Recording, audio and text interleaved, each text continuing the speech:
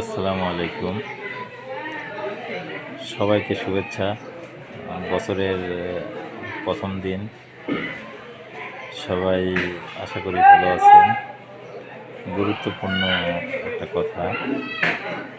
আসুন আমরা বছরের শুরুতে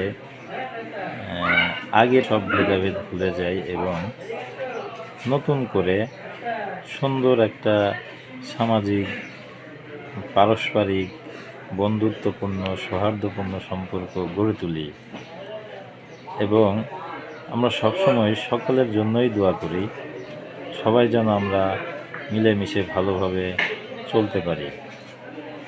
আমাদের দ্বারা যেন কারো কোনো ক্ষতি না হয়, আমরা যেন কারো অপকারের কারণ না হই, আমাদের হাত এবং মুখ দ্বারা যেন কারো কষ্ট না হয়। আমরা তাদের জন্য দোয়া করব যারা মানুষকে কষ্ট দেয়, মানুষের অর্থ আত্মসাৎ করে, মানুষকে ধোঁকা দেয়, মানুষের পাওনা পরিশোধ করে না। আল্লাহ তাদেরকেও যেন হেদায়েত করে। সবার জন্য শুভকামনা।